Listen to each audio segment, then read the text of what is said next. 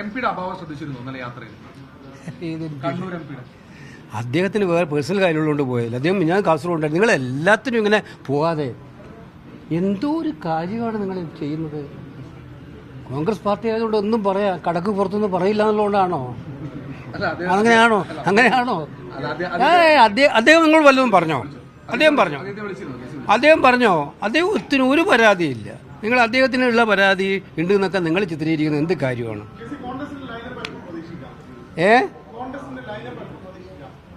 ഇപ്പൊ ലൈനപ്പിലാണല്ലോ. ലൈനപ്പ് എവിടെ ഡിലേ ആയിട്ടുള്ളത്? ഓരോ ദിവസം കഴിയുന്നവരും പുതിയ പുതിയ കാര്യങ്ങളുമായിട്ട് ഞങ്ങൾ മുന്നോട്ട് പോകും. അതനുസരിച്ച് കാര്യങ്ങൾ നടക്കും. കൃത്യമായ ഷെഡ്യൂളുണ്ട്. ആ ഷെഡ്യൂൾ അനുസരിച്ച് കാര്യങ്ങൾ നടക്കും. ഓക്കെ, ഇല്ല. ബയലാറ്ററൽ ചർച്ചകൾ നടന്നുകൊണ്ടിരിക്കുന്നുണ്ട്. ചർച്ചകൾ നടക്കുമ്പം ഒരു ദിവസം കൊണ്ടെല്ലാം തീരില്ല. ചർച്ചകളുമായി ബന്ധപ്പെട്ട് മുന്നോട്ട് പോകും. അതൊക്കെ സ്മൂത്തായിട്ട് തീരും. എപ്പോഴേ?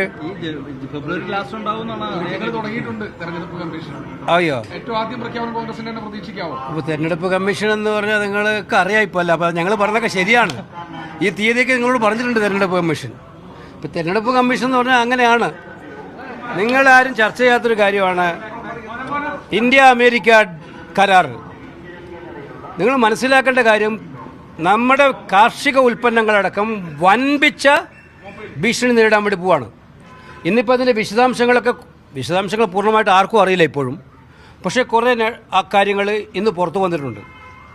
നമ്മുടെ രാജ്യത്തിൻ്റെ തന്നെ സമ്പദ് വ്യവസ്ഥ തകർക്കപ്പെടുന്ന കാര്യങ്ങളാണ് ആ കരാറിലുള്ളതെന്നാണ് മനസ്സിലാക്കുന്നത്. ഇതിനകത്ത് ഏറ്റവും പ്രധാനപ്പെട്ട കാര്യം രാജ്യത്തെ തന്നെ ഇരുട്ടിൽ നിർത്തിയിട്ടുള്ള ഒരു കരാറാണ്.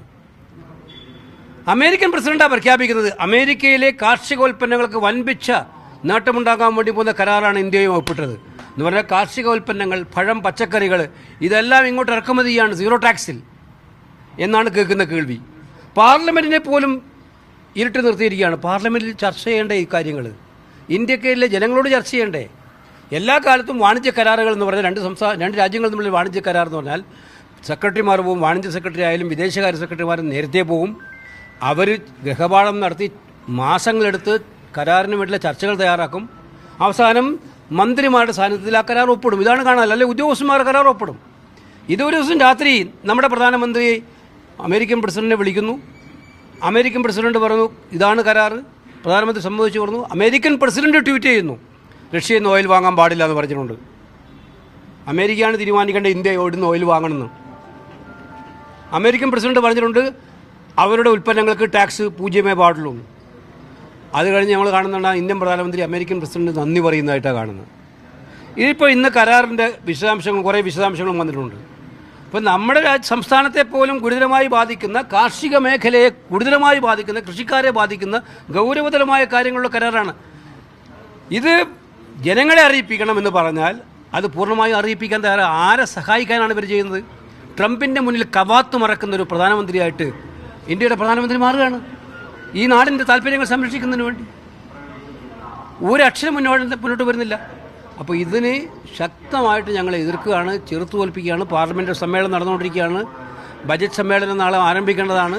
എന്തായാലും ഇത് ജനങ്ങൾക്ക് അറിയേണ്ട കാര്യങ്ങളാണ്. സർക്കാർ ജനങ്ങളിൽ നിന്നും ഇത് ഒളിച്ചു വെക്കുന്നതിൻ്റെ അർത്ഥം ഞങ്ങൾക്കാർക്കും മനസ്സിലാവില്ല.